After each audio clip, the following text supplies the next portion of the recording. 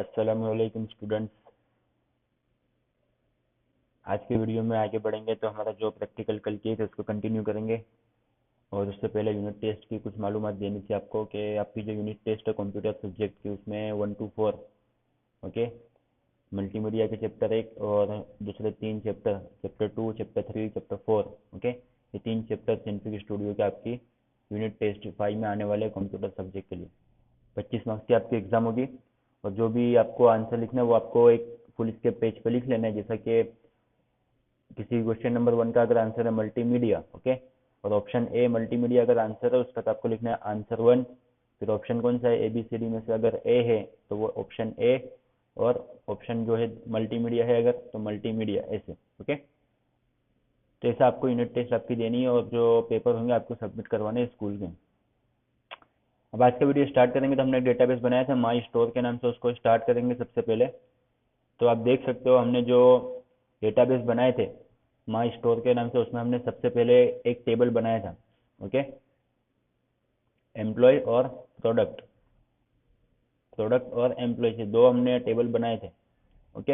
अब इसमें हमको अगर एक टेबल और ऐड करना है हमने किससे बनाया था use a wizard to create table हमने सेकंड ऑप्शन से क्रिएट करके हमने क्या किया था टेबल क्रिएट किए थे। अब हम क्या करेंगे create table in design view में एक टेबल बनाएंगे हम लोग सप्लायर के नाम से कि हम जो भी प्रोडक्ट हमारी खरीदते हैं वो कौन से सप्लायर से हम लोग खरीदते हैं ओके। तो इस पर क्लिक करना है हमको। अब जहाँ पे आप ओपन करोगे तो आपको देखो यहाँ पे 3 चीज़ें पूछेगा फील्ड नेम फील्ड टाइप और डिस्क्रिप्शन ओके। अब फील्ड नेम सबसे पहले हम लोग किसके बारे में बना रहे हैं तो सप्लायर के बारे में, तो सप्लायर का ID okay supplier underscore ID. अब जैसे ही आप ऐसा कुछ कोई भी फील्ड का नाम दोगे तो उसके अकॉर्डिंगली क्या करेगा वो ओपन ऑफिस बेस जो है अपने हिसाब से यहाँ पे फील्ड टाइप यानी कि डेटा टाइप जो होती है वो सिलेक्ट कर लेगा ओके। उसके बाद नीचे आएंगे यहाँ पे सप्लायर का name supplier underscore name okay उसके हिसाब से ले लेगा वापस से मोबाइल नंबर ओके और सिटी लिख देते हैं हम लोग कि कौन सी सिटी में उनकी शॉप है ओके। तो ये हमने एक टेबल बनाया है। अब क्या किया हमने यहाँ पे 4 अलग अलग कॉलम्स दिए, एक सप्लायर का आईडी उसका नेम उसका मोबाइल नंबर और सिटी ओके। अब यहाँ पे हमको प्राइमरी की सेट करनी थी तो प्राइमरी की जो होगी वो क्या होगी हर एक रिकॉर्ड के लिए जिसकी वैल्यू अलग अलग आएगी। मतलब प्राइमरी की जो भी हम सेट करेंगे उसमें डुप्लीकेट वैल्यू नहीं होगी कि सपोज आपने 50 सप्लायर के एंटर किए और उसमें सप्लायर आईडी जो है वो प्राइमरी की आपने सेट किए तो 50 सप्लायर के लिए सप्लायर आईडी जो है वो सबकी अलग अलग आएगी। किसी भी 2 सप्लायर के आईडी सेम नहीं होगी। जैसे हमारी क्लास में होता है ना कि क्लास में अगर 50 स्टूडेंट्स है तो 50 के क्या होंगे रोल नंबर जो है वो सबके अलग अलग होंगे। एक क्लास में एक ही रोल नंबर 2 स्टूडेंट के नहीं होंगे ओके। अगर रोल नंबर 5 किसी को दे दिया हमने तो रोल नंबर 5 किसी और स्टूडेंट का नहीं होगा उसमें।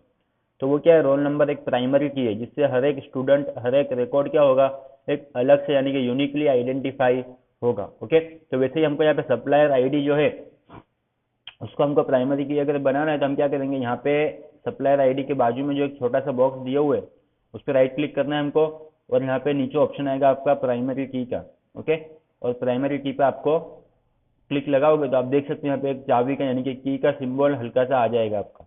इसका मतलब क्या है इसको हमने प्राइमरी की सेट की सप्लायर आईडी को ओके। ये टेबल हमारा बन गया। टेबल को सेव करेंगे।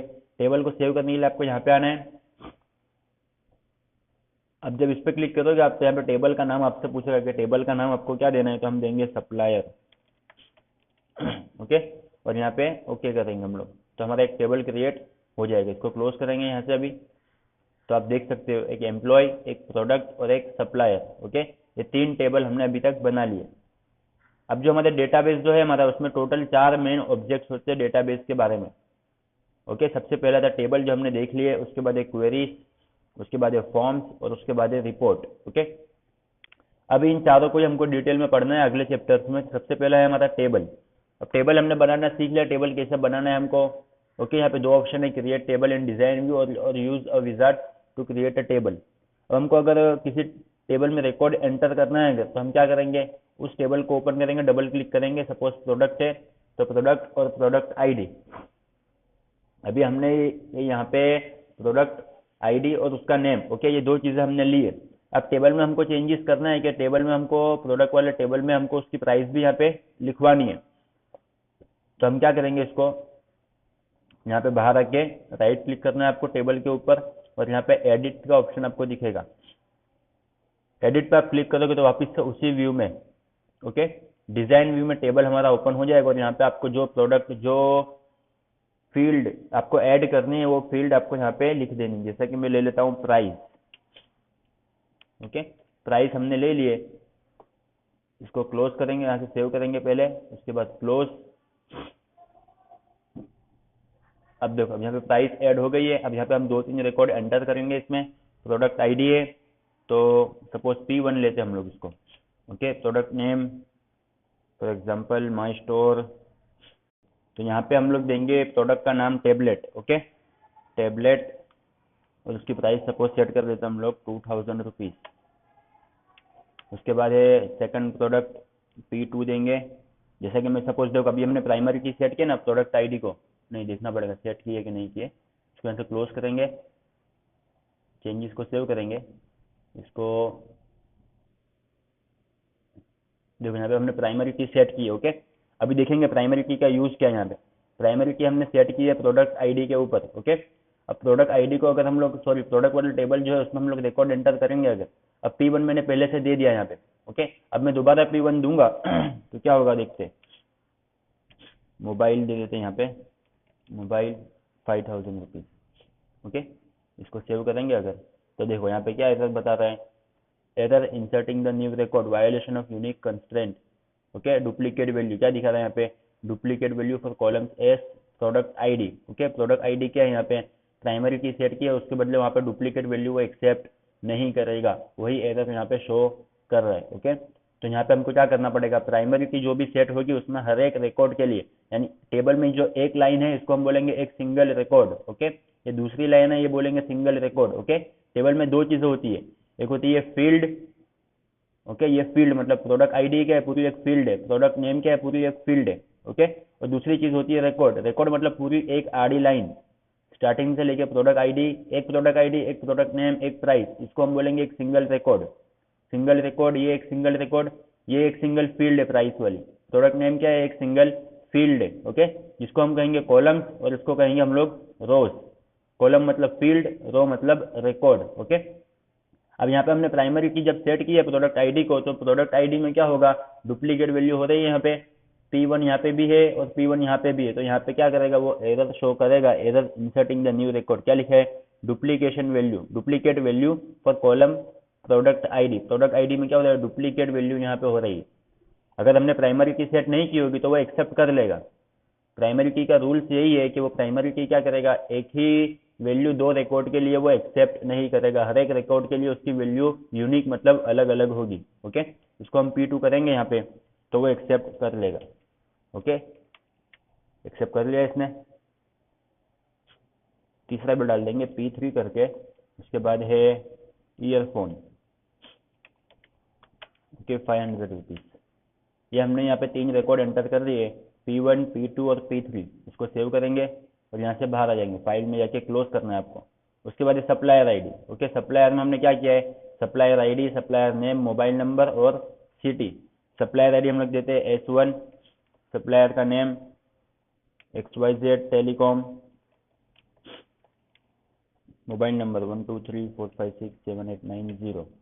उसके बाद सिटी सूरत, इसे हम लोग देंगे। वापिस से यहाँ पे भी हमने क्या किया है, सप्लायर आईडी को क्या किया है, प्राइमरी की सेट की है, उसको भी अगर हम लोग डुप्लीकेट वैल्यू देंगे S1 जो हमने पहले से दे रखी है। Okay, real telecom, mobile number 4564564564, city है इनकी मुंबई सपोज है। अब मैं एंटर करूंगा तो देखो यहाँ पे वापस से वो एरर दिखा रहा है, duplicate value for column supplier ID. Okay, क्या था यहाँ पे, डुप्लीकेट वैल्यू हो रही है, एक ही वैल्यू दो जगह हमने दे दिया सप्लायर आईडी प्राइमरी की जो सेट की हमने उस पर, तो ये एक्सेप्ट करेगा ही नहीं, ये क्या होगी, फाइल सेव ही नहीं होगी। जो हमने रिकॉर्ड इंसर्ट किए वो रिकॉर्ड सेव नहीं होंगे, क्यों, क्योंकि वो डुप्लीकेट वैल्यू हो रही है इसलिए। तो हमको यहाँ पे वैल्यू में चेंज करना पड़ेगा, इसको हम करेंगे S2। ओके, ये हमने दे दिया। उसके बाद तीसरा भी ले लेते हैं S3, दे देते हम लोग ABC इलेक्ट्रॉनिक